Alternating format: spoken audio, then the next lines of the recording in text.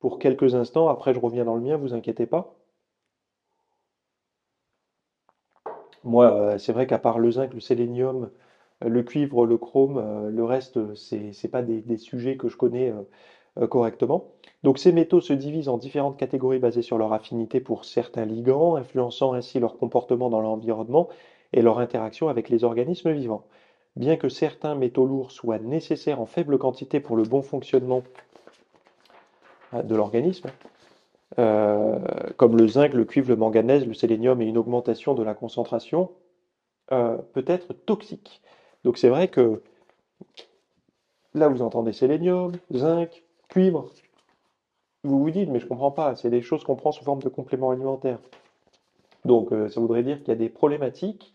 On essaye d'éviter les métaux lourds, mais nous, comme des cons, on en reprend sous forme de compléments alimentaires.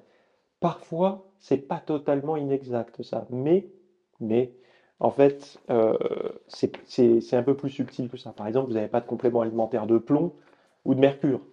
Euh, donc la toxicité des métaux lourds est due à leur non-dégradabilité, leur toxicité même à faible concentration et leur tendance à s'accumuler dans les organismes vivants, ce qui augmente leur concentration le long des chaînes alimentaires. Et donc les sportifs doivent être particulièrement vigilants.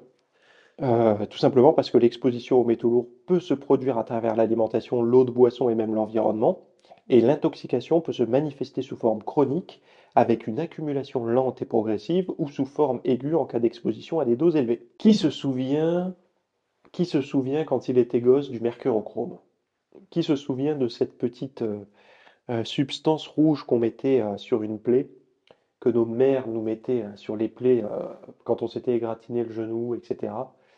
Eh bien, il faut savoir une chose, c'est que bah, dedans, c'est ce que je vous ai écrit là, il a soudainement disparu pour les risques d'empoisonnement au mercure en 2006 en France, mais en 98 aux USA. Donc il y a quand même eu un certain laps de temps, donc à peu près, enfin c'est pas à peu près, c'est 8 ans aux États-Unis, entre les États-Unis et la France. Donc c'est-à-dire que c'est arrivé, l'interdiction en France, de la vente en France a été interdite, enfin a été arrêtée, je ne sais pas si c'est interdit, mais ça a été arrêté 8 ans après. L'hypothèse que les experts font, c'est que le flair des intoxications au mercure ont été perçus par les industriels et donc du coup ils l'ont retiré avant un scandale, quoi. Sauf que ben, on est des tonnes de gosses à avoir reçu ce mercurochrome sur nos plaies, donc des plaies saignantes en plus, donc forcément sur une contamination quand même assez euh, rapide. Et donc, bon voilà, donc c'est l'anecdote française. Pourquoi aux États-Unis en 98, pourquoi en France en 2006? Euh, la France n'est pas forcément une bonne élève hein, par rapport aux métaux lourds, même s'il y a des travaux qui sont faits dessus.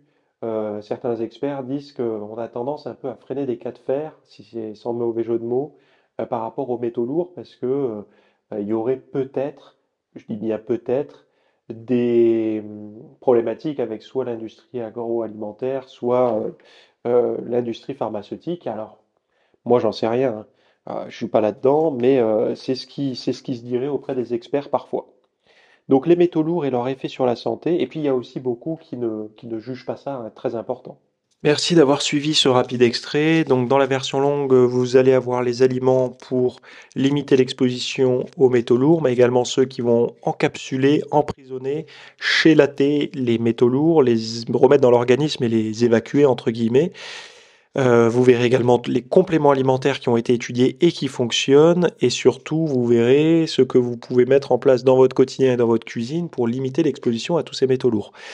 Donc, si ça vous intéresse, si vous avez des sensibilités neurologiques, dermatologiques, hépato, machin, etc., et que les métaux lourds sont revenus parfois dans le discours par rapport à vos pathologies ou même à vos inquiétudes ou autres, vous aurez là une petite base de connaissances de manière à pouvoir vous aiguiller correctement, quoi. C'est du factuel, c'est sourcé à la fois par Santé publique France, mais aussi par la littérature scientifique, parce que j'ai poussé la recherche un peu plus loin quand même, et vous aurez vraiment des informations fiables. Voilà, je m'arrête ici pour cet extrait, et je vous souhaite ben, un bon cours si vous me rejoignez tout de suite en description. À tout de suite.